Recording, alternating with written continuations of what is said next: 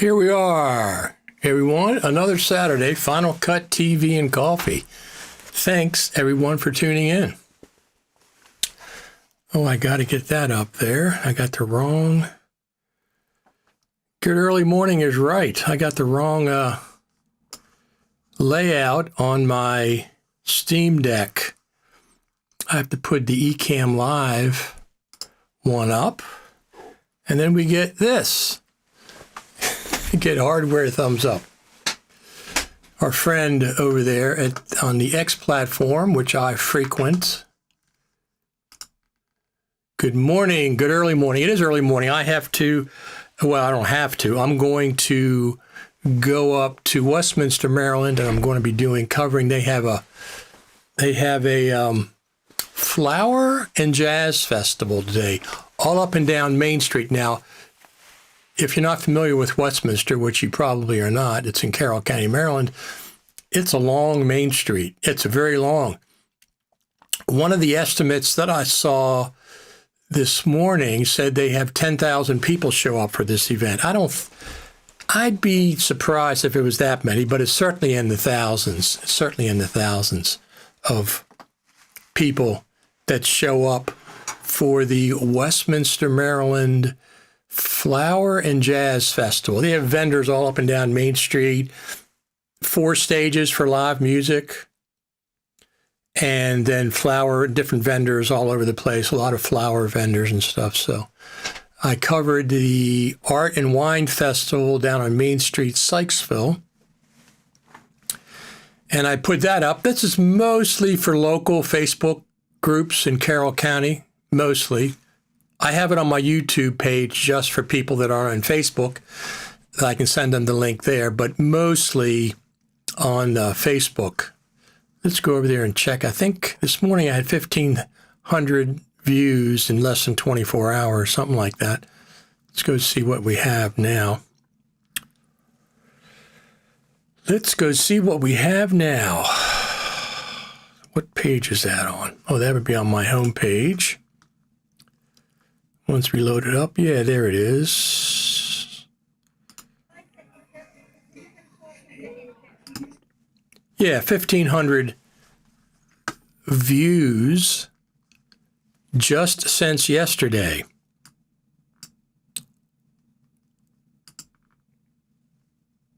Let's see. Yeah, just since yesterday, we got 1,500 views. Let me see. Backyard movies. Here we go. This is the actual event. Let me see what I have. All system audio. Okay. All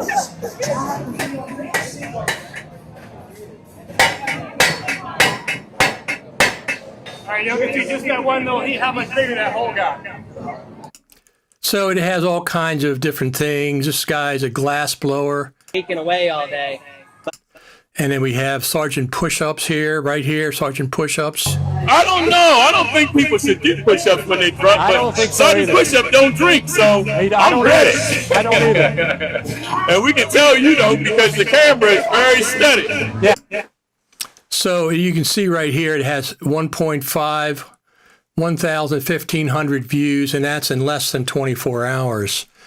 That's less than 24 hours. It's not been up quite. That's weird. Oh, there we go. I always do that. It's not been up quite 24 hours. 24 hours later this morning would be 24 hours. So that's mostly local people and stuff. Let's see what we got. Yeah, we got like 30, 40 people watching live. This is early for us. So we're going to be talking about any Final Cut Pro news.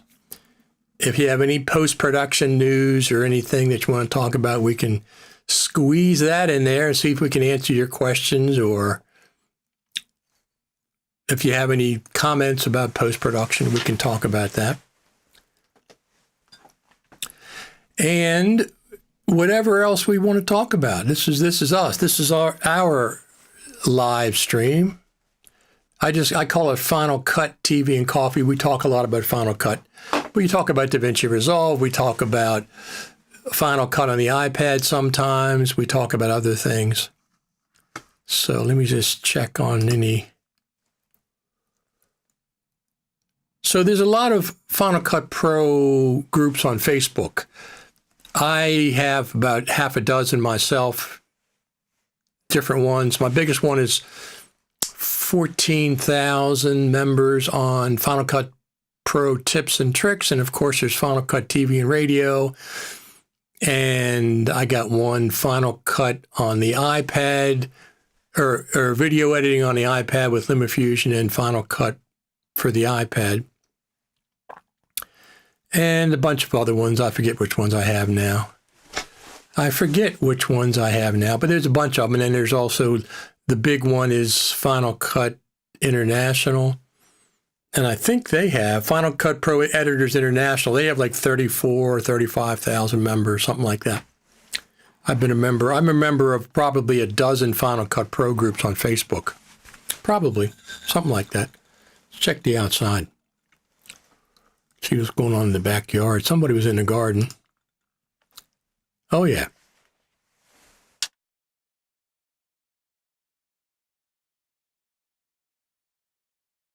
Somebody is indeed in the garden. I think she's shoring up her fence. We're going to be doing some tilling this weekend so she can get her tomato plants started. And I think we're going to do that tomorrow. Today's too busy. Today is a bit too busy. But you see it's very green. It's very, very green outside. And you can see, and the birds are building nests. All the trees have, all the oak trees, there's a bird there. We had a grosbeak, something or other, that comes here every May this morning. And they're building their nests this time of the year in May. So a lot of these trees around here, mostly oak, some large pine trees as well. They're building their trees, all of them. The squirrels and the birds are building their trees.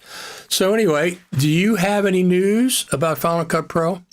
Anything specific? I'll check over on the platforms. We will check over on the platforms. I don't have a whole lot of news. Let me see. Are there any? The one place that I go... Well, here's what I'm going to do this morning. This is what we're going to be doing this morning.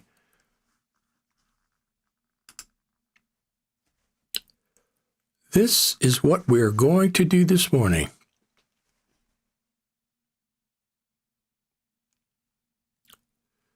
Well, let's answer this question first.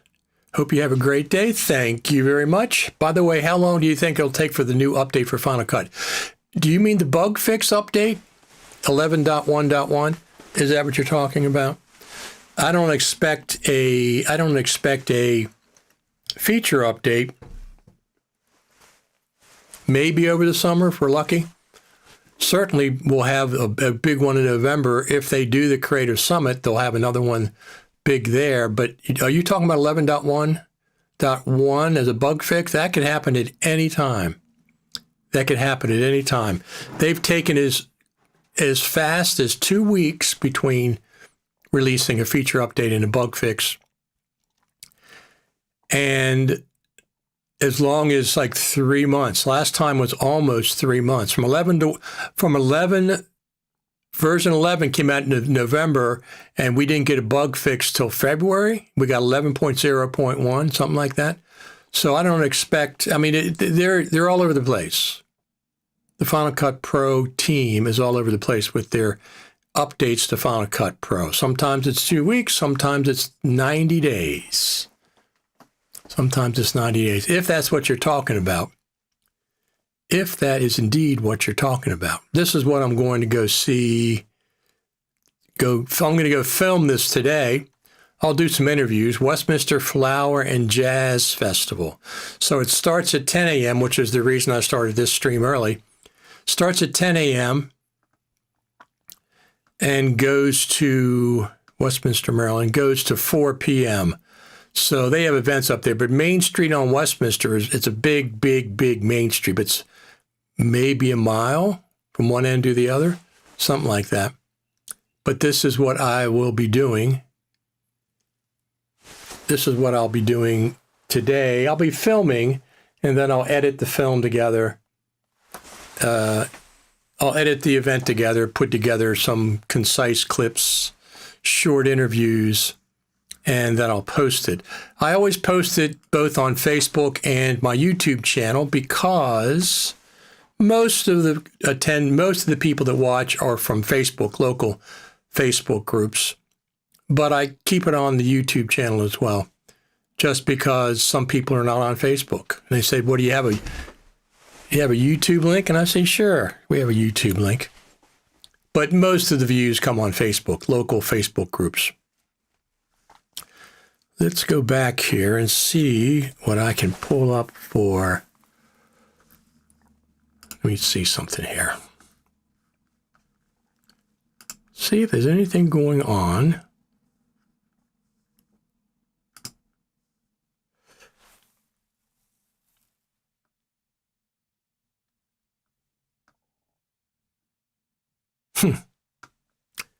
Very, very peculiar. I don't know why I keep not putting that in there. Here we go. I'm just going to check over there on the X platform and see if there's anything from Final Cut Pro hashtag. Now, when Final Cut Pro went to version 11, the most popular hashtag on Twitter by far is FCPX. FCPX, hashtag FCPX, regardless of whether it's 10 or whether it's 11, that's still the most popular hashtag. So I search on that, search on Final Cut Pro, and post chat is another hashtag I search on. Let's see what's going on here. If there's anything in the hashtags over there. I don't go to any others. Facebook and X is all I go on. The rest of them, I couldn't be bothered. They're just not that interesting to me. They're difficult to follow. They're all trying to imitate X. And oh, look, this is cool. We have 3 comments, one from X, one from YouTube, and then this third one from Facebook. My friend Luke Charbonneau from Canada, I think. I think he's from Canada, if I'm not mistaken. Met Luke at the Creative Summit last year. Luke and his son were there. We had a good time. I'm looking forward to hearing. I haven't heard anything yet. I'm looking forward to hearing about the Creative Summit being announced for November. If things are flowing along as they could be expected, we'll have an announcement, and we'll certainly have an update to Final Cut Pro then, a bigger update, 4 to 6 new features, whatever. For years, I often thought, Final Cut Pro is not getting updated that often. Well, in the last couple years. And the Final Cut Pro team knows that we are disappointed that in the lack of updates compared to like DaVinci Resolve. Okay, nobody can touch DaVinci Resolve for the amount of updates they have. They've had 3 since NAB, 3 bug fix, performance enhancements, whatever, since NAB. So it's like one month, 5 weeks, they've had 3 updates to the software. Now, some people will say, well, it needs the updates. Well, of course, it needs, but they're so active about updating the DaVinci Resolve software. And I think it was 2 years ago at the Creative Summit, the Final Cut Pro team said, we hear your concerns and comments about the pace that we update Final Cut Pro. And their response was, the way things are, we know Final Cut Pro the best, and we're going to update it as we see fit. not to be arrogant, but because they knew all the bugs and stuff. They know all the bugs and they know what Final Cut can handle as far as a new feature update or whatever. So they're saying this is what we're doing. We don't really pay attention to Black Magic on this side and Premiere over here. They don't really pay attention that much to their update cycles, and they don't feel in competition to the other NLE's update cycles. Do we wish they would have more updates? Yes. Yes. I wish they would update with features more often than they do. Are they going to? They are never going to catch up to DaVinci Resolve. Wait a minute, what the heck's going on? Oh, there we go. Just want to see. Yeah, we're good. They're never going to catch up to the amount of updates that DaVinci Resolve has. They're never going to have feature parity with DaVinci Resolve. It's not possible. DaVinci Resolve is light years ahead of everybody. Light years, as far as, I'm talking about feature updates, not as far as usability and other things. Yeah, I know Buddy says serve no wine before it's time. I'm not making excuses for the Final Cut Pro team, okay? That's not what I'm doing. I'm just telling you the reality of talking to the Final Cut Pro team.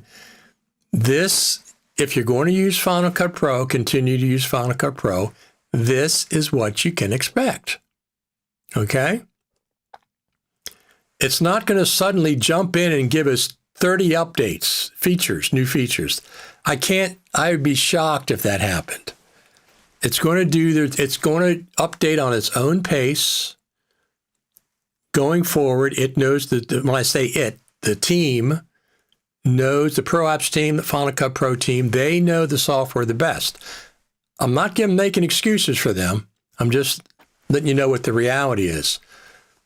We're not going to get that kind of feature update cycle, super cycle, with Final Cut Pro. We're going to keep on adding features in this organized, steady pace. Do you think the Final Cut Pro team will step up their feature development in response to the new DaVinci update? No, they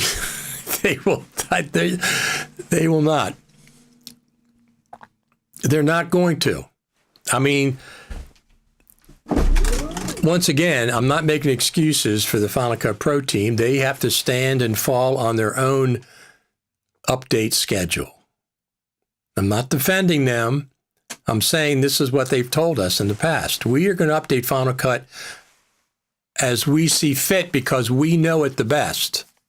Okay, we know Final Cut the best, and this is our update. Now, of course, resources and stuff like that are part of the program, but you just can't really compare DaVinci Resolve's update cycle with any NLE.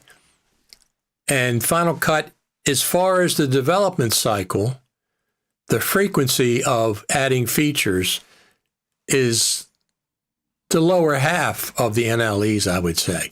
DaVinci Resolve is king. I don't know Premiere. I don't know how often Avid. They have a lot of nice features. They all have text-based editing, and Final Cut still doesn't have text-based editing. So I think we'll get text-based editing. I hope we'll get text-based editing at the Creative Summit this year. Of course, I hoped for it last year. We didn't get it. We got very barren transcribed to captions, which has no formatting options whatsoever yet, but there's a tag team of 2 plugins that are coming, and I've got the one and the other one I'm testing the beta on that gives us CapCut style captions in Final Cut Pro, and it's very effective. The first one is Intelligent Assistance Caption Animator, which takes the transcribed captions in Final Cut and makes them into subtitles. You can choose the length of the line that you're going to use. I use 12 or 14 characters typically if I'm doing a CapCut style animation. The short, quick ones that come on the screen quickly, I use 12 or 14 characters per line. So Caption Animator can do that. Caption Animator can also stylize the subtitles that it makes. What happens is you do your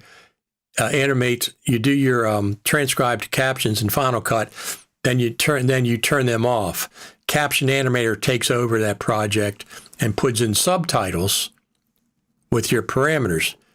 Here's the next step. Our friend Brett FX over there has a new plugin coming out for Final Cut, and you're going to be able to use that as a template for Caption Animator. And it's very, very cool. It's very, very cool. So with those two plugins, you will be able to do some fancy CapCut style animated subtitles in Final Cut Pro. That's forthcoming. But I've been beta testing it, and it works really, really well. Eric says it's still the best organizer and editor. Editing, yes. Yes. Organizing, yes. It's superior in both of those. It's superior in both of those. Although I wish they'd have more colors in the browser and sort by colors, which the other ones have. But its live skimmer is, boy, any other NLE I use, I can't get away from that live. That live skimmer is phenomenal. Final Cut Pros, both in the browser and on the timeline, where you just put your mouse and the skimmer's right there and it's live. You don't have to click or double click. It's just live on the clip in the browser, live on your timeline. You can turn it off too if you want to. The magnetic timeline is a mixed blessing because sometimes I don't want the magnetic timeline. Sometimes I want to be able to freeze a track. For example, you can't place Final Cut Pro after 13 and a half years does not have sequence markers. It does not have the ability to place a marker in the sequence or the timeline. The only thing that Final Cut Pro has are clip markers. There's no such thing as sequence markers in Final Cut Pro. I want sequence markers. I want to put a marker at 1 minute, and I want it to stay at 1 minute no matter what I do in the timeline. I want a marker at 5 minutes, and I don't want it moving around as I'm moving clips. Right now, Final Cut Pro only has clip markers. It doesn't have sequence markers. That's something I like to see. Now, there's a workaround to that I have on my YouTube channel, but it's a workaround. But as far as editing, yeah, I like Final Cut Pro the best. It's just fast because of the live skimmer. That alone is, nobody else does it as good as them. So that alone, it is the fastest editor, and it is a very, very good organizer with keyword collections and favorites and smart collections and stuff. A lot of them have some of those things. But Final Cut, I like the organization of it as well. So I agree with you, Eric. Still the best organizer and editor. It's definitely fast. People say that all the time. It's the fastest. I would have to say it is the fastest of the ones that I use. NLE, Resolve, and LumaFusion. It is definitely the fastest. It's also the most fun. And here's the other thing. I have got thousands of dollars of plugins invested in Final Cut Pro. Thousands and thousands of dollars over the last 13 years. I'm not going to rebuy those plugins for another NLE. That is not going to happen. I'm going to keep the plugins I have for Final Cut. Hopefully they keep working. So far, the main ones that I use, and people are developing plugins for Final Cut. So far, that works well.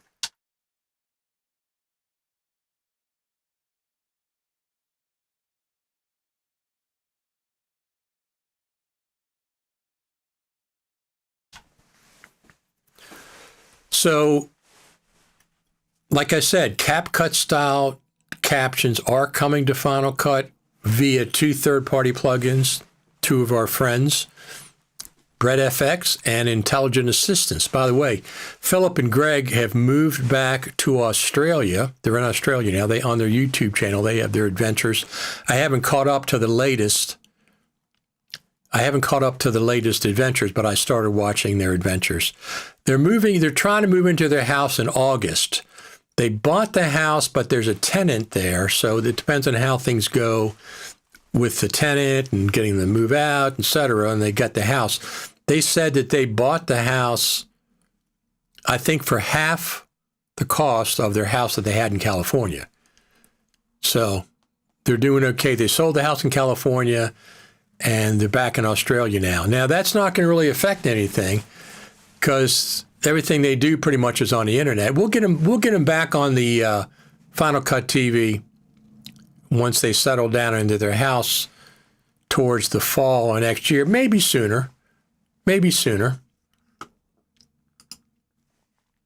Premiere Pro questions. Once you subscribe, can you work without an internet connected? I think you can, but from what I understand, Premiere Pro has to phone home every so often in order for it to keep working. So yes, I'm sure you can work without an internet connection, but I don't know how long. I think there's a time limit. I don't know. I'm just going to say you got to check in once a month. You got to check in so they can check your license, make sure everything's cool. But you don't need to be on the internet in order to edit. That would be ridiculous. Of course, they do have ridiculous things, but no, I don't think you have to have an internet connection. First time you start it up, perhaps, and then maybe check in. I don't know. I'm just going to say once a month. You got to check in with the Master Controls Premiere Pro servers once a month. At least that's my understanding. I started on Premiere Pro back before Final Cut was available. I started on Premiere for the Mac. Premiere for the Mac. I remember I went to a community college for video editing. And at that time, I never had a computer. And this is the late 90s. I never had a computer. I didn't need one. I had a recording studio. It was all analog with MIDI controls. I guess that's a computer. But I remember going back and forth. Do I want to get a PC? Do I want to get a Mac? Do I want to get a PC? Do I want to get a Mac? Because I kept reading things about both. Premiere for the Mac was out then, so you could edit on the Mac. I kept reading about how the Mac was easier, more dependable, not as many viruses or whatever. And I even asked my instructor who was teaching the class, I said, do I want to go Premiere Pro? I mean, do I want to go on the Mac or do I want to go on the PC? He goes, oh, go to the PC. He goes, the Mac is dead. Nobody, there's not as many plugins for the Mac and stuff, blah, blah, blah. Well, I didn't listen to him because I kept reading about the Macintosh being better for video editing. Better, better, better. So I got my first Mac. It was a desktop beige G3, and it was assembled and configured by ProMax of California. I didn't know how to install software. I knew nothing about computers. I just wanted to plug my camera in, FireWire camera in, pull the clips off, put them on a timeline, and start manipulating them. I started with Premiere. So, and I'm glad I didn't go with the PC. I'm glad. Great thing about Resolve, we really don't need any plugins. Although they do make plugins for them, right? Some of them, the same people that make them for Final Cut. Yeah, there's some plugins that I really can't live without. There's a few, probably about a dozen that I have to have. And listen, I'm a sucker for titles. I love good quality titles, not fancy ones with flowers and all this fancy stuff. I'm talking about just good quality animation, good quality fonts, good ideas. I like titles, so that's one of the first things that'll get me. I don't care for all the fancy stuff, the twirls and stuff. I'm more interested in good basic stuff. What's your take on the Epic versus Apple ruling about the App Store? I think Apple will come out ahead on that. They've already appealed it. I can't, listen, it's Apple's store, okay? Yeah, they're dominant, but it's still, it's their store. They get to make the rules to keep things safe. And I'm not a game player, so I really don't care about Epic. Some of their concerns legitimate? Could be, but it's still Apple's store. Apple put the money into it. Apple put the development over the years into it. It's their store. They should be able to do what they want with their store. Now, I read that the president from Epic said it's cost him over $1 billion with a B dollars in legal fees so far. Over $1 billion? How much profit would you have made if you were allowed to be on the App Store the way you would have wanted? That seems like it's like a vendetta rather than a real world concern. Now, I don't play games at all. I've never played games on the Macintosh. It's never been an interest of mine. So, like I said, do they have some legitimate concerns? Possibly, but it's still Apple's store as far as I'm concerned. And Apple should be able to do what it wants to do with their store for the most part. Now, they get slapped here and they get slapped there. I understand that. But Apple's already appealed the Epic ruling, and I think they'll probably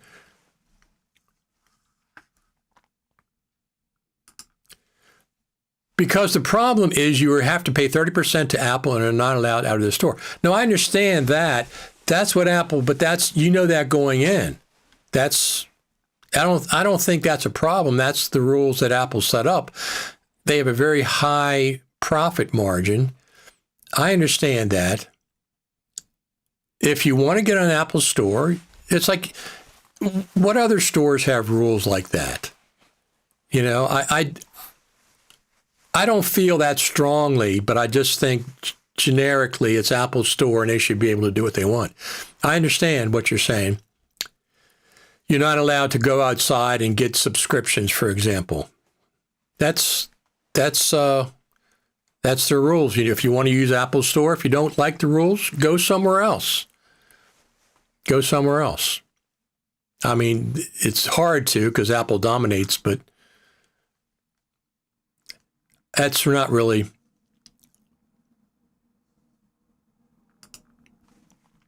I guess the problem is that what if on your Mac you weren't allowed to download eCam or other software? But I am allowed to. I can download third-party software without going to the App Store. But if I want to be in the App Store, if I'm a developer and I want to be in the App Store, you have to obey the rules, negotiate with Apple. It seems to me the $1 billion that Epic spent could have been used better.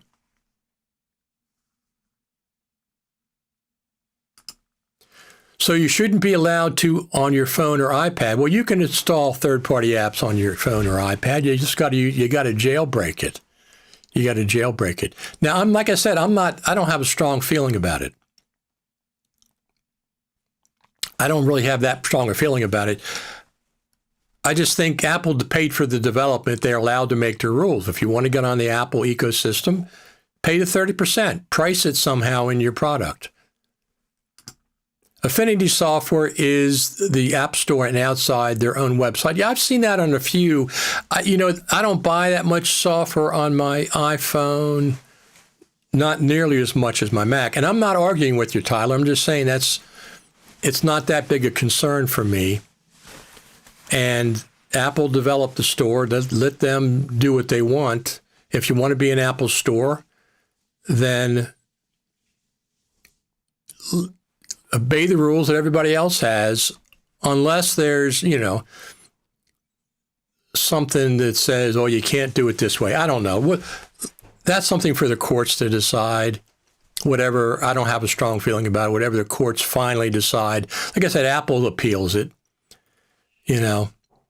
Spending $1 billion on something like that seems ridiculous. That seems way, way over the top for something like that. How many years have they been fighting Apple on this? We'll see. Whatever happens. That's nothing I'm going to lose sleep over, but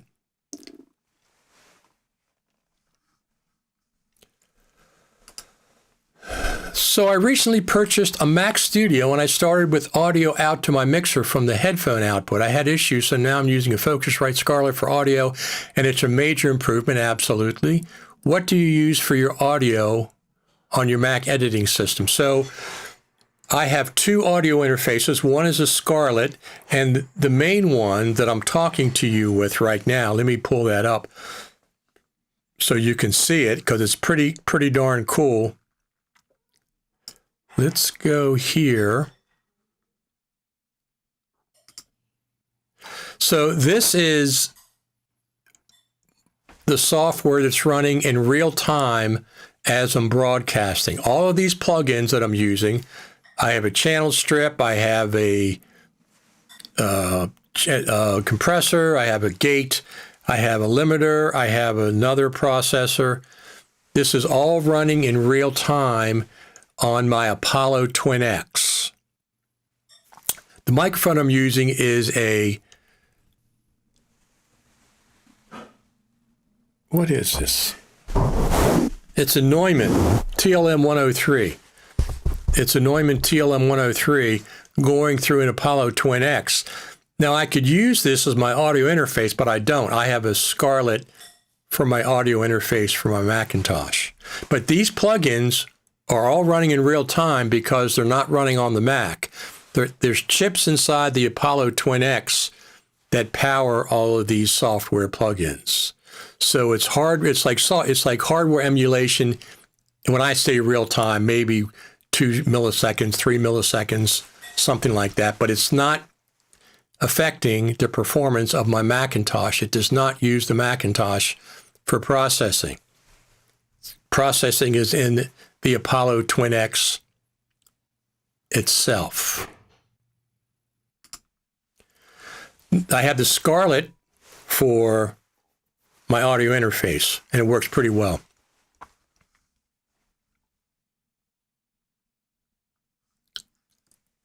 Now, I have a mixing board, a 24-channel mixing board that records individual audio files for each one of those channels. So if I'm doing a live stream with the band, I can not only mic them for the PA, but I can record each of the instruments independently into individual 24-bit files.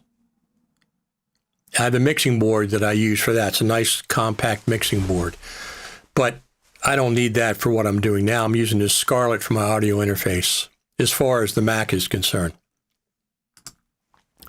Doesn't Apple have a team that reviews all apps for content corruption and security? Apple cut is not all profit. That's correct. It's a lot of money. Yeah. My opinion is the software from the Mac App Store is safer because Apple controls it. That's one of the things, yes. If you're on Windows, you know there's problems with apps getting through that perhaps are causing problems. And I know for a fact Google and Android have tons of problems with their stores. So yes, it's safer as far as I'm concerned. My intention isn't to argue. I just don't know how I feel about it. Some days I feel like I should be able to load audio plugins on my iPad easier, and some days I see the safety issue. I completely understand. I agree with you. It's not.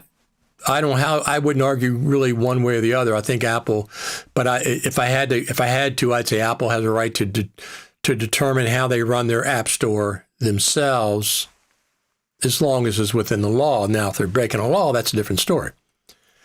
Yes. No, I'm not disagreeing with that. Absolutely, you should be able to load audio plugins on your iPad easier, but that's not an App Store thing, is it? That's a Mac OS versus iPad OS thing, I believe.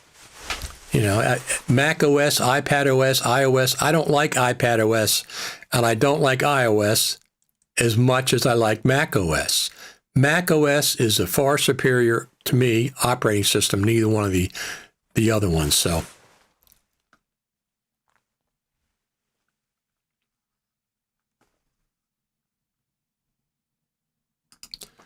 Good morning. Drinking coffee and saw you were alive. Absolutely. Here's coffee, my Snoopy mug.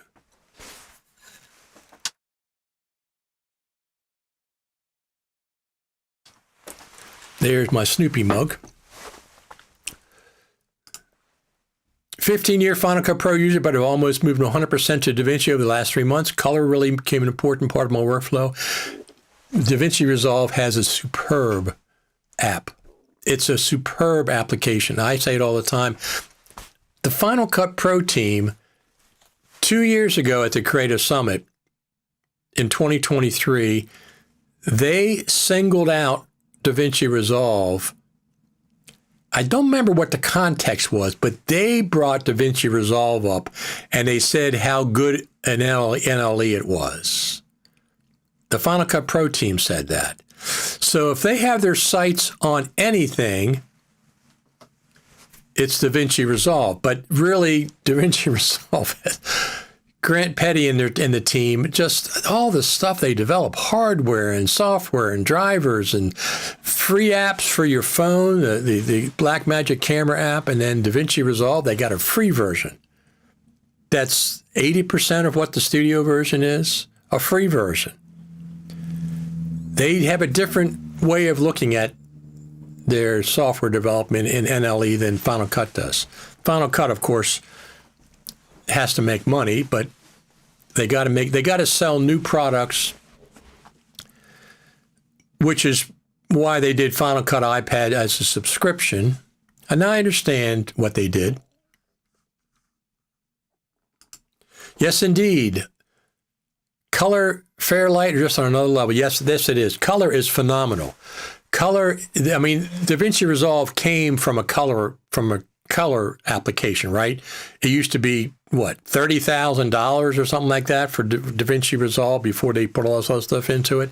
It's a phenomenal NLE package of programs. I mean, nobody's going to argue that DaVinci Resolve Color is far superior. Well, let's just say superior to Final Cut Pro's Color.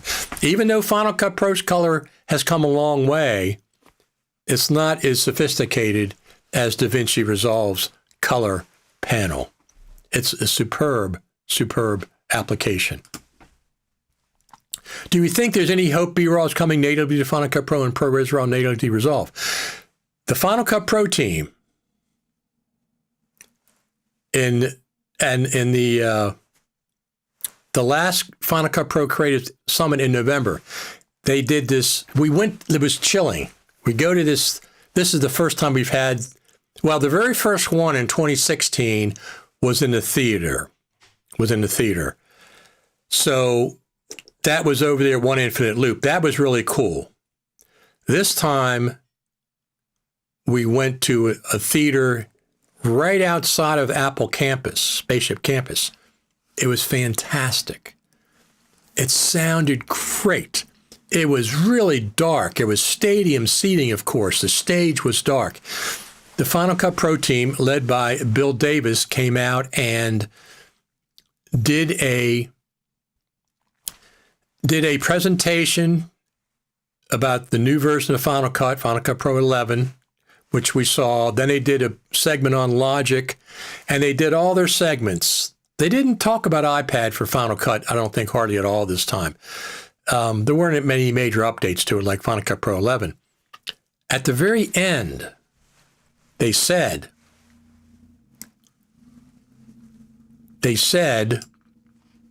because of the new Mac OS, some plugin architecture, B-Raw can now be done inside of Final Cut Pro. So they said that because they get the request all the time. Now, I think Blackmagic has to develop that, but the ability, because of the Mac OS at that point, there's some kind of a new architecture. So yes, B-Raw can be coming to Final Cut, but it's going to have to be done by Blackmagic or somebody else. But it's now possible for that to happen. I got DaVinci Pro when I brought a Blackmagic camera and have gotten free updates for 10 years. Yes, I got it DaVinci Studio, yes. I got it. I got the speed editor for $299, $295, and the studio version of DaVinci Resolve came free with the speed editor. Well, I never used the speed editor. It's too much on my desktop. So I just never opened it. So I got the studio license to DaVinci Resolve. I think it was $17 at the time, and been getting free updates, even though they said they're going to probably have to charge for an update going forward. That's fine. That's fine. It's interesting, the Final Cut Pro team used DaVinci for their pre-recorded live event. We all noticed that in the behind-the-scenes footage, yes. I wish Final Cut Pro would update their color grading panel, otherwise they were left behind. What would you like to see them update? Just more like DaVinci Resolve's color panel, more tools that professionals want. There's some things. I mean, the handover of audio from Final Cut to get it the way Hollywood film editors need is problematic. Want to sell your speed editor? I already sold it. I sold it. It was unopened. I just have too much on my desk now. I have keyboards and interfaces, and I didn't have room for it because I still use Final Cut primarily. So I still use Final Cut primarily. Yeah, I sold it locally to a person who was a DaVinci Resolve editor. Hear any word on Matroskova video file support development? I'm not sure what that is. What is that? Is that a Russian video file support? No, I haven't heard any word about that. So if you use Final Cut, there's reasons that you use it. If you use DaVinci Resolve, there's reasons that you use that. If you use Final Cut on the iPad, there's another MKV file extension. I have not heard anything specific. I don't know specifically what's going on there.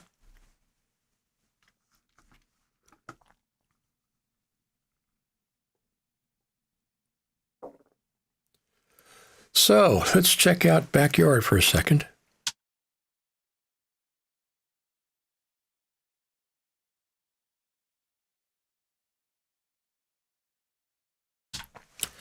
So you can see it's very green. I have a Champion log splitter I bought last year or 2 years ago. So I'm splitting enough wood. I have enough for probably 2 years right now, but I want to get 3 years. So I've got another couple cords to split over the summer.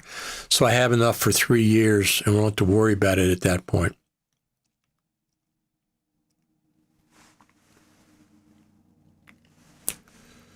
Here's a good question. What would need to be implemented in Resolve to make Resolve your primary NLA? I don't see that happening as long as Final Cut is continued to be developed. But the live skimmer, I don't know how, well, a magnetic timeline, but not, I like the way LumaFusion has the magnetic timeline. They have what they call an enhanced magnetic timeline, which means, yes, it's magnetic and you can move clips around and anything that's attached to that clip will move with it and it'll close the gap and all that stuff. But you have the ability to lock tracks as well. So if you don't want these two clips going together, you can lock whatever track they're on and they won't move with the track down below.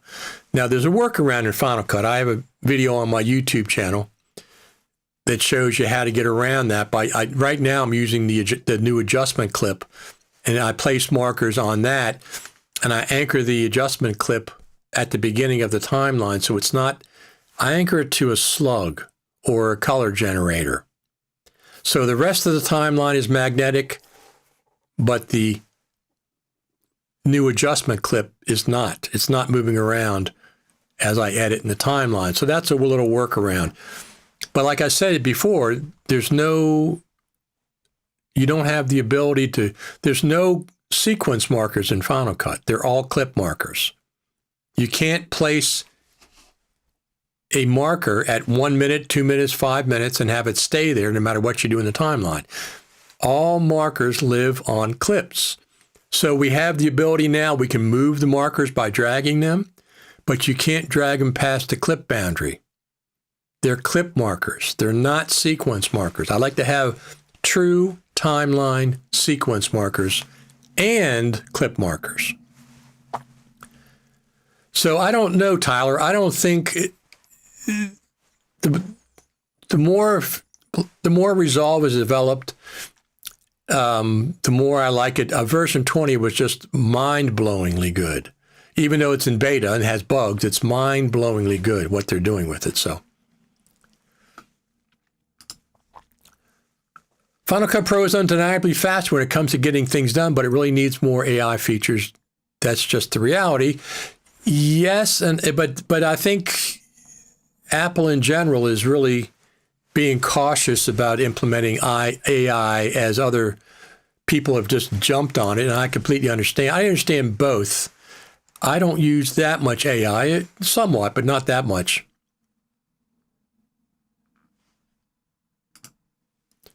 A marker on a compound clip is sequence-like, but not visible inside the clip. But it still moves with the sequence.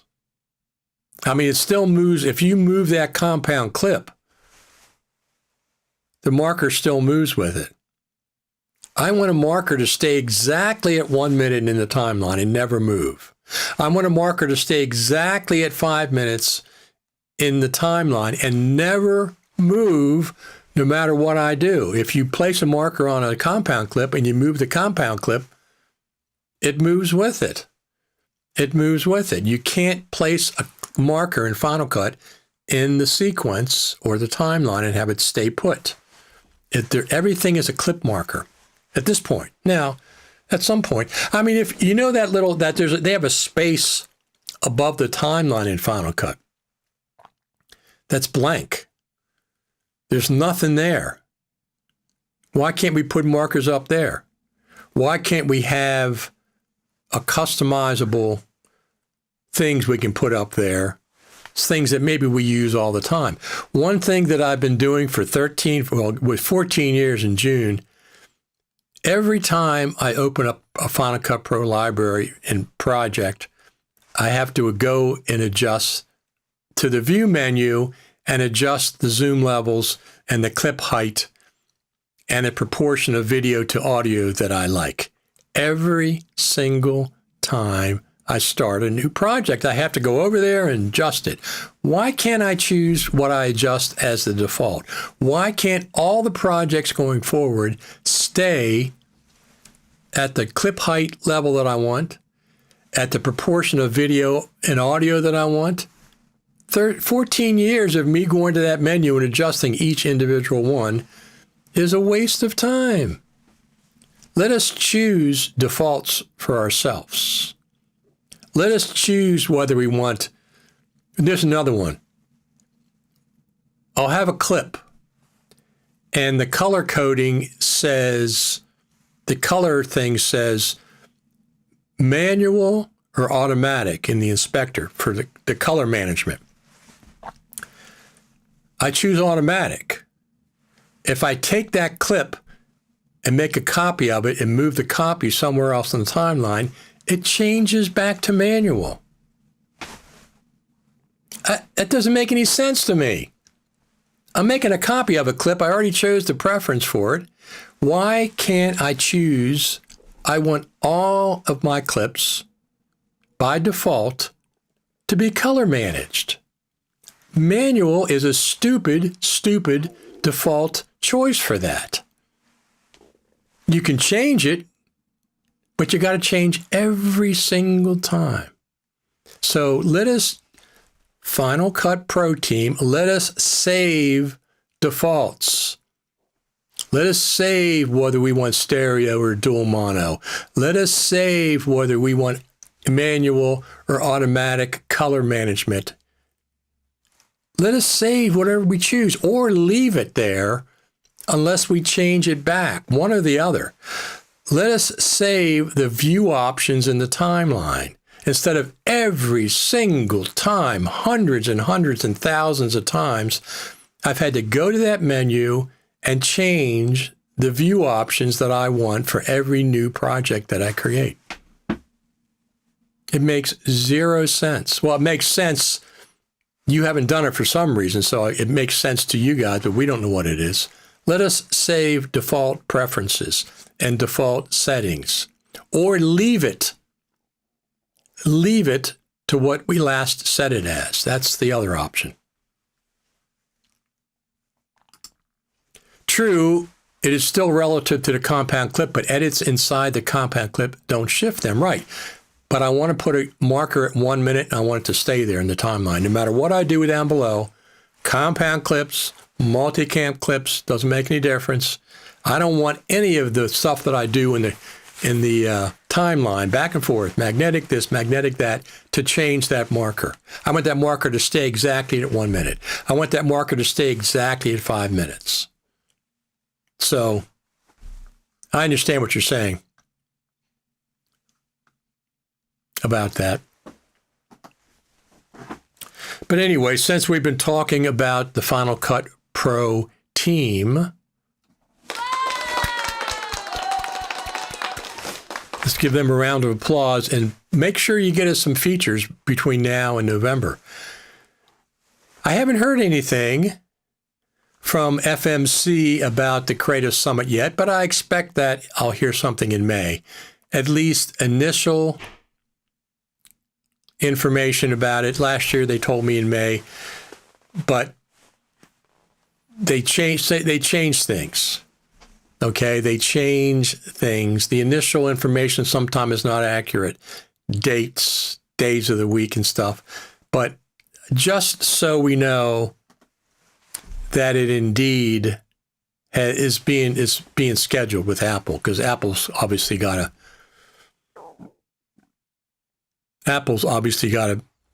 is a major player. That's one of probably the major thing. Whether we go back to the Juniper, I mean, I think we all like the Juniper. It's very expensive, which is the reason it was $600 last year, $599, whatever the heck it was. It's very expensive. I think, one of those big hotel stainless steel coffee containers that they have? One of those big coffee pot, stainless steel, whatever the heck they are. Shiny silver coffee that has gallons of coffee. That cost hundreds of dollars. I forget how much it was. Hundreds for one of those. Now, I could make the coffee for maybe $50, something like that, a couple pounds of ground coffee, whatever. But because it's, they got to pay for this, they got to pay for that. It's extremely expensive.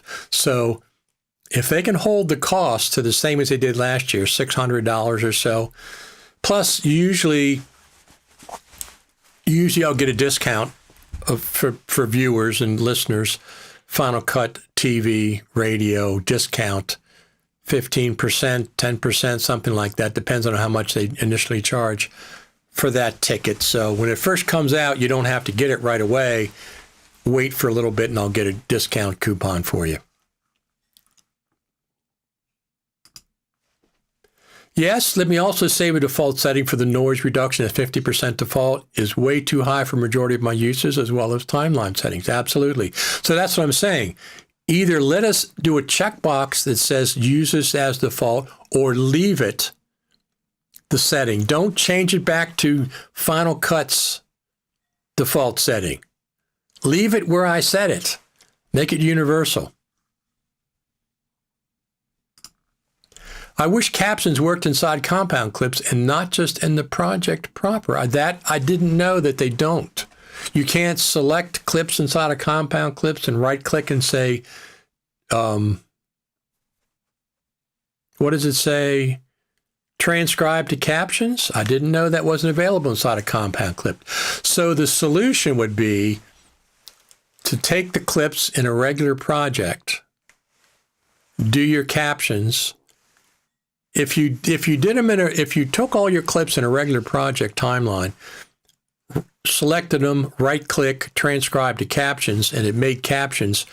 Do you mean to tell me if you take those clips and put them inside a compound clip that the captions are gone? Or do you just mean you can't create compound clips? You can't create captions and transcribe to captions inside a compound clip. Let me know which one of those two things you mean. Is there a way in Final Cut Pro to have a template on a timeline where clips can be populated, where the edit points are predetermined or can only be done through motion? I'm not sure exactly what you're asking there.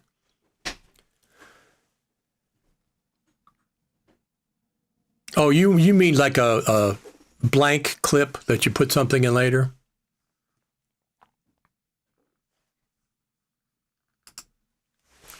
I assemble episodes with segments and compound clips, and it's a pain to have to keep the captions on the project level. So you're saying I can't generate captions in a compound clip. So wait a minute, you're telling me if I have a timeline, and I select all the clips, and I say transcribe to captions, and Final Cut makes those captions, if I now select all those clips and say make compound clip, that the captions don't come over? That seems odd. That seems very odd, but it's a limitation of using one of the limitations. I don't expect, now let me just say this. The captions stay in the project, not in the compound clip. Okay, well that answers my question. So I don't expect this is the end of, I don't think that the Final Cut Pro team is finished with transcribe to captions. I think they have more things forthcoming for that feature. I don't think they just did it the way it is and that's the way it's going to stay. I don't think that at all. I think they're going to have the ability to change those captions into subtitles and work with them, stylize, color, and stuff in the future. So I think there's going to be more sophistication to that feature going forward. I don't think they're done with that at all. I don't think they're finished. That's interesting. I never did the captions, so I didn't know that was going on.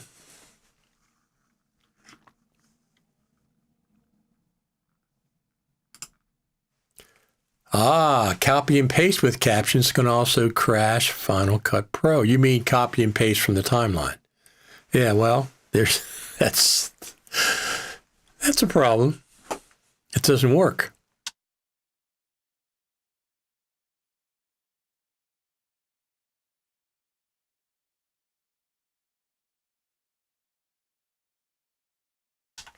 Not much happening out there. What time is it? 10:30, 10:23. Not much happening out there. Spring's happening for sure. Right above me is a dogwood tree. This green tree here is a dogwood tree. And then over there is the garden behind in the fenced-in area that we're going to be tilling up. Or actually, she has boxes out there. So we'll be setting that up for the summer. Probably tomorrow morning we'll do some tilling. I had a gas-powered tiller for years, and then it stopped working. Okay, what do? I got a new carburetor, got this, got that, and I could not get the thing running. Sometimes things that I do mechanically on my equipment works like a charm. Like, for example, I have a 50-inch zero-turn Cub Cadet zero-turn tractor, 50 inches wide at most, 50 inches. And the PTO power takeoff belt broke Wednesday, broke on Wednesday. I was going to I took it out for something and it just stopped in its tracks, and I figured it was the PTO belt, and it was. So I had a spare PTO belt. I keep spare belts, and I successfully replaced that. It was a pain in the butt. It's a real pain because you got to take the lawnmower belt off in order to get on the pulley and stuff. But I was familiar with the process because I changed the transmission on it a couple years ago. So I'm pretty good with some mechanical things, but this tiller that I had, gas-powered tiller, I couldn't figure it out what the problem was. I could not figure out what the problem was. It just didn't have any power, and I changed new carburetor, and I had gas and had spark and changed electrical stuff. Couldn't figure it out, so I just sold it as is. I said, mechanics special. I can't get this to run, and I sold it for $150. I think it was worth $600 or $700. It was a big one. So anyway, I said, to heck with that. I just got an electric one. It's got a cable with extension cords everywhere we have to till can be reached with nice heavy-duty extension cords. So we'll be doing that tomorrow morning. Getting ready for the spring. So Final Cut Pro 11.1.1 bug fix should be coming out anytime.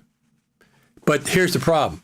Monday, Tuesday, or Thursday are the most likely days. They usually don't do a Wednesday, and I don't think they've ever done on a Friday. So Monday, Tuesday, or Wednesday every week from here out to whenever, we can expect an update to fix the bugs. Now, they're not going to jump to 11.2, are they, with new features? That would be very, very peculiar. I'm expecting 11.2 at the Creative Summit in November. But this is what the Final Cut Pro team does with their numbering sequence of Final Cut Pro now. This is what they do. They just throw things in the air, whatever sticks, that's the number we're going to take. It isn't like the old days when you could expect. I mean, 10.0 had 10.0.9, right? 10.0.9. 10.09. 10.0.09, whatever the heck it was. It was organized and sequential. Every update was a number you expected. Up through 10.4. After 10.4, 10.5, 10.6, and now they're jumping around all over the place. They went from 11.0 to 11.0.1 in 90 days. Took them 90 days, almost 90 days, to get to 11.0.01. And then a month later, they jumped to 11.1 with 3 or 4 new features. So who the heck knows? I don't care. I like to observe things on the way things happened in the past, but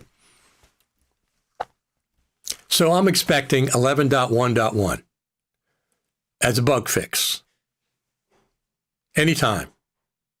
And then maybe we'll get 11.1.2 as a small feature update between now and next November, which is 6 months away. I'd be very surprised if we don't see another feature or two added between now and November.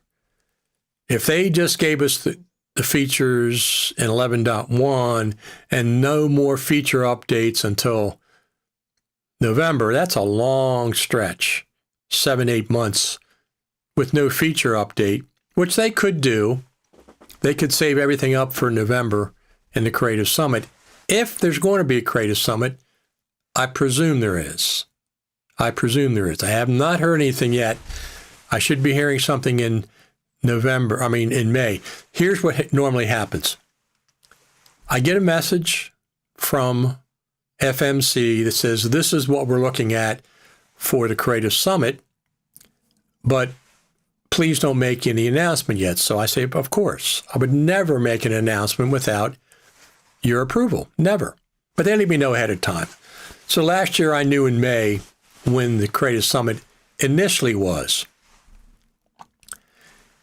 I sent a note back and said, do you realize these are not good dates? I'm not going to say why for the Creative Summit. I said, you realize this is not a good batch of dates. It's a batch of dates. So they went back. I'm not saying it's the reason, but I think I had something to do with it, or the reasoning that I presented made sense. And they changed the date. And they've done that in the past. So the initial date sometimes is changed. So when I get the initial date, I'll book an airfare, I'll book an air flight that I can cancel without penalty or change without penalty, no matter whether it's Southwest or United or whatever. So I'll book the date, the airfare for the dates that I'll be there. And then if it changes, I'll change it when it's changed. But they've changed in the past from the initial date. So we should know something. Well, I can only tell you what I'm allowed to tell you when I know it. Right now, I know nothing. I've heard nothing about anything about the Creative Summit for those that are interested in it. Now, usually there's usually there's about 150 to 200 people at the Creative Summit. So, but as usual, I'll be reporting on it leading up to the Creative Summit, and I'll be reporting live while I'm at the Creative Summit, especially like Expo Night. Expo Night, and typically the first day we'll get a presentation from the Final Cut Pro team, because that'll be whatever the new update to Final Cut Pro is, or whatever new features or coming soon or whatever. That's usually on the first date. And then after that, there's sessions, Expo Night is there, and then on the last day, so the last 2 years, the last day, the very last session of the Creative Summit is a Q&A with the Final Cut Pro team. And last year was fantastic. They've always been great, but last year was phenomenal. Everybody's happy, joking. They were much more forthcoming with some things. They still don't tell us, specifically the future plans of Final Cut Pro, which of course we know. They won't tell us, but they did say, the question I asked last time, first off, I congratulated them on the fantastic presentation that they gave to us that we all appreciated, and for Final Cut Pro 11. And then I said, when Final Cut Pro 10 was announced, there was a 10-year, I said, roadmap discussed at some point that Final Cut Pro 10 had a 10-year roadmap. Well, it went on for longer than 10 years. And my question is, does Final Cut Pro 11 have a similar roadmap, or are we going to see Final Cut Pro 10 and Final Cut Pro 12 in 6 months? That was my question. Of course, it wasn't serious, but they said, well, of course, we can't discuss the future development of Final Cut Pro, but we were told that Final Cut Pro 11 is going to have a faster, let me see what they said. Final Cut Pro 11 was going to be much quicker than Final Cut Pro 10 in development. Let me pull that article up. Let's pull that article up. Here we go. So here is the article.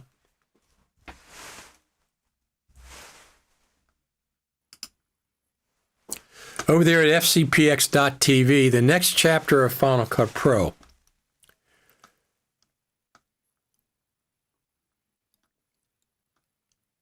These are some features that I wanted.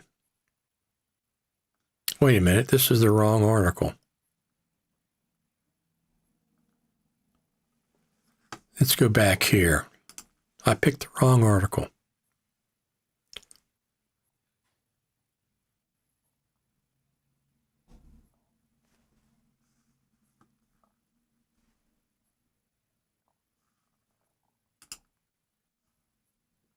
Here we go. This is the right one.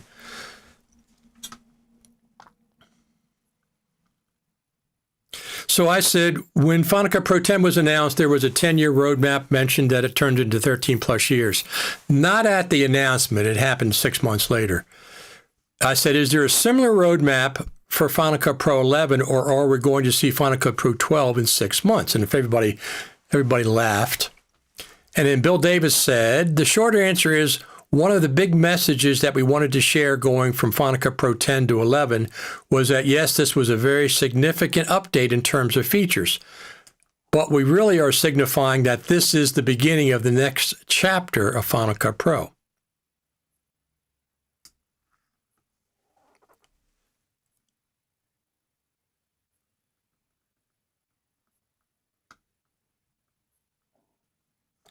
This is what somebody, I'm not sure who said it, we're going to be doing our best to continue the product forward as aggressively as we can, and it's much better than a 10-year roadmap. It's much better than a 10-year roadmap. So they're saying that the development of Final Cut Pro 11 is better than a 10-year roadmap. So that's it. It wasn't roadmap, by the way. It was, here's what I found out.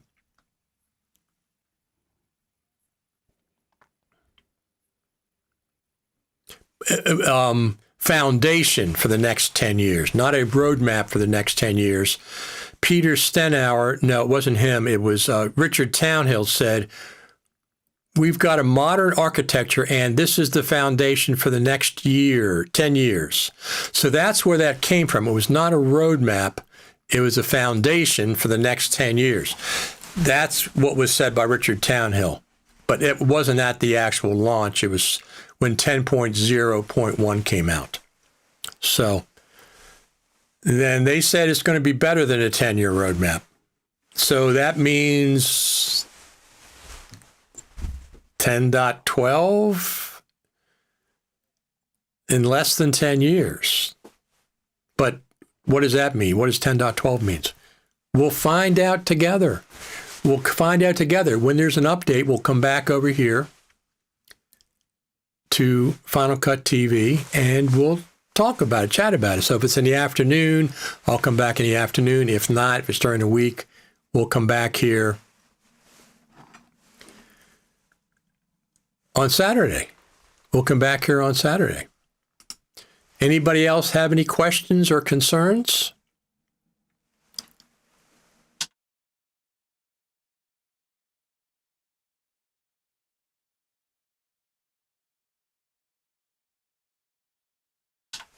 Anybody else have any other questions or concerns about Final Cut Pro? Don't forget to subscribe over there on my YouTube channel, which is youtube.com/RichardTaylorTV. That's my YouTube channel. That's all my social media is Richard Taylor TV. Facebook, X, YouTube, Instagram, Twitch TV. I got something over Twitch TV. Any other social media platforms. That's what I have. And don't forget over here, this is our Facebook group, facebook.com/groups, Final Cut TV Radio, and Final Cut Pro Tips and Tricks, and a bunch of other ones over there. Once again, we want to do for the Final Cut Pro team, and to all of you for tuning in every week. Thank you, thank you, thank you. Thank you very much. I've got some plans for this summer, new videos, tutorials. Oh, let me go over there real quick. I did a video.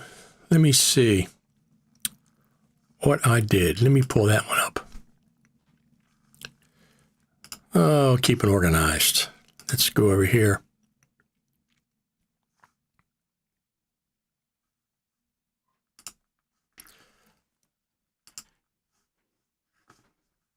New Samsung S25 Ultra.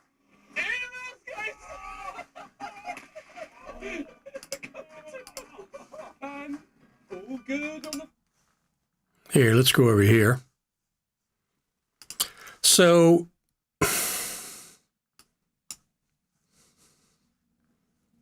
Let me see. Where is the... There's the audio. Now, what about... Here. The good old trusty DJI mic to the... So I did a tutorial on the DJI mic and the Comica VM40 mic to use them both at the same time. So I have a mic on me.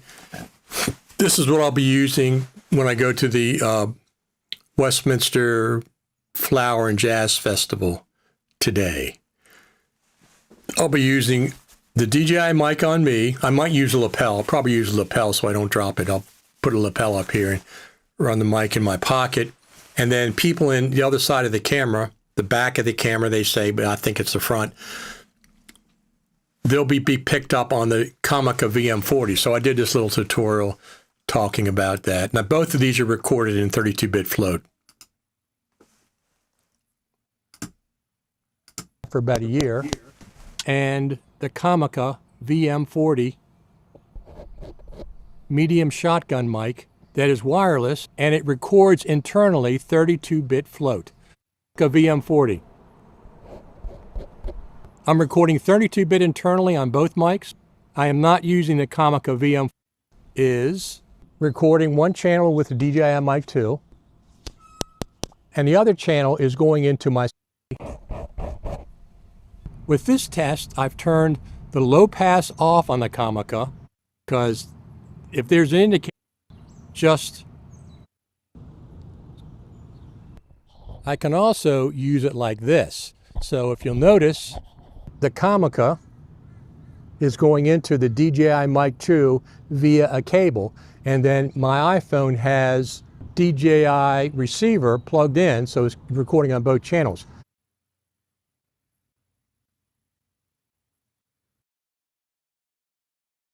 So the reason I do it that way is there's two reasons. Number one is I can have two microphones being recorded simultaneously. The Comica VM40, when I'm interviewing people, they can be picked up on that. And then I'm on the DJI Mic 2. So I have two separate microphones being recorded in my iPhone or live streaming. The second thing is the Comica receiver. It's wireless. It's not as good as the DJI. It's not as good as the DJI, so I just plug it into the DJI and I have a better situation. Tuning in from Jamaica. Alexander says, it seems like you're finishing your live, right? Good. Anyways, good to be here with you, Richard. Thank you very much. You can all, of course, watch the live stream back on YouTube or Facebook, either one. Yeah, I started early this morning.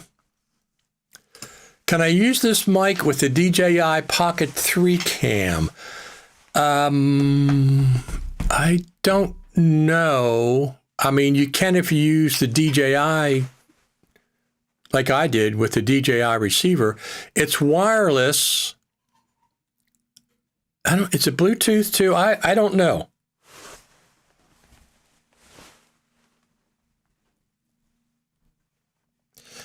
I don't know if it can be used. I use it with my DJI Mic 2 transmitter. I plug it in there, so it's fine.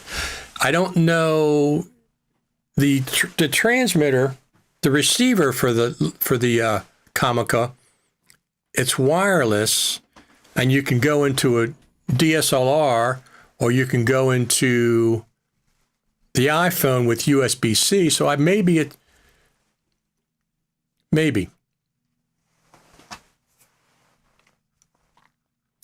Can also replay on X, absolutely. This cam has wireless, yeah, with the DJI. Yeah, if you have a DJI system, yes, you can. You just plug the mic into the let me tell you, I've been trying to get a mic like this microphone for years. And I have a Sennheiser MKE 600, and I have a Sennheiser MKE 400. And when I'm interviewing somebody, no problem with my audio. I have a DJI mic, records internally. I'm plenty loud, I can hear myself. Getting the person on the other side of the camera that I'm interviewing loud as mine has been a challenge. No longer.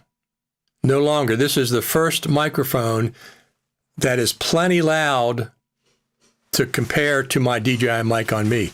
It has a dial, physical dial on the back that goes from 0 to 10, for one thing. It records internally 32-bit float, but it's really, really good. It sounds good, and it's very loud. You can get it balancing my DJI mic too.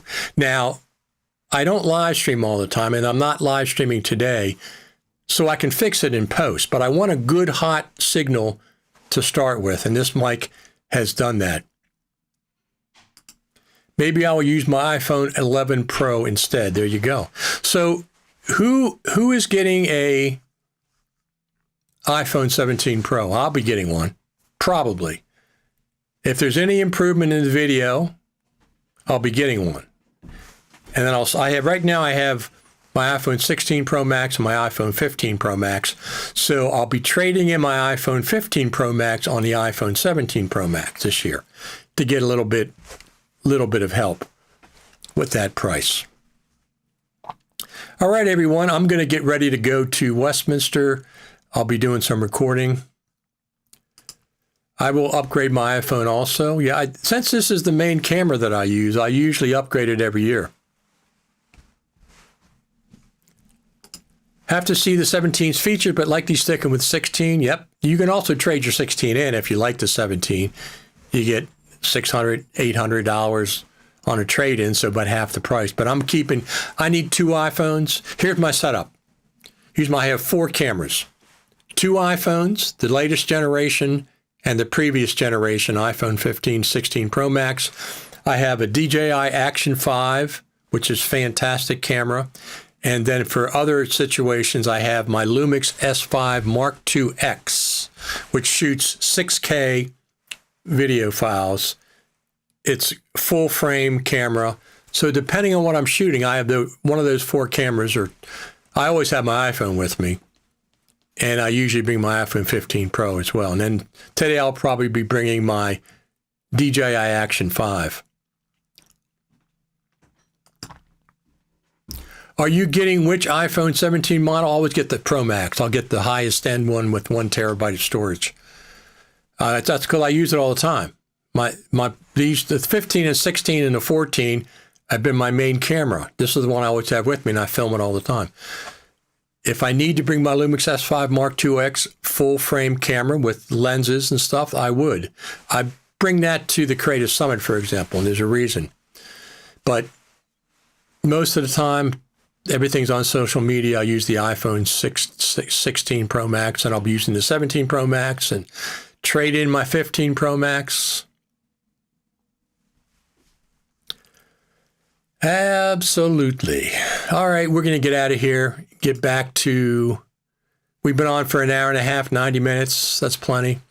We'll be back next Saturday, 9, 10, 11, 12. You have to check, have to watch the announcements. You can always watch it back on YouTube and Facebook.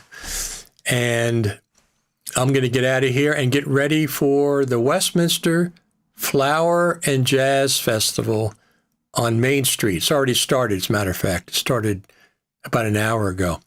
We're going to head up there, film it. Can you see my cats? Can you see my cats? Let me see if I have them on camera. Hold on a second. 1 second.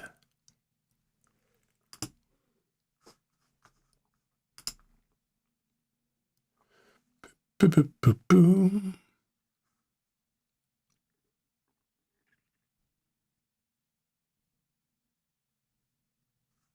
I don't have them on camera today. I do not have them on camera today.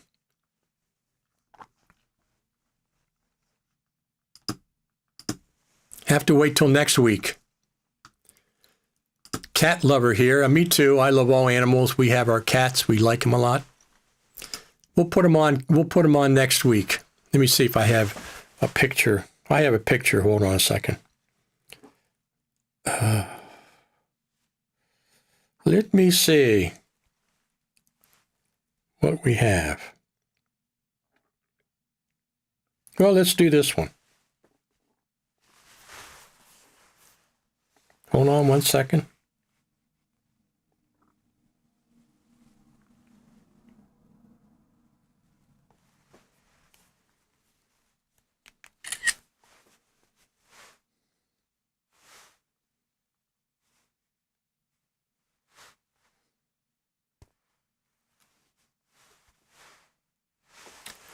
We got one coming to you.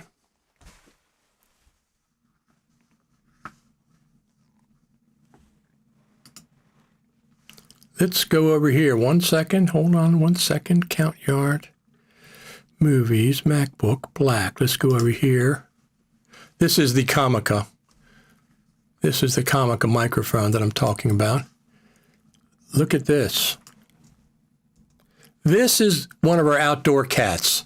His name is Shadow, as you might figure, because he's all gray. He's beautiful. He's a community cat. We've had him. Took care of him. We've had him here for about a couple years now. He is an outdoor cat. We've had him spayed, neutered, shots. We take care of him and everything. Yes, he's a male cat. Beautiful, beautiful green eyes. This is a picture I took of him this morning. And he's here every morning. He has two places he has a white shed with the cat door, and he has a sunroom heated in the wintertime with the cat door. And we feed him 2 or 3 times a day.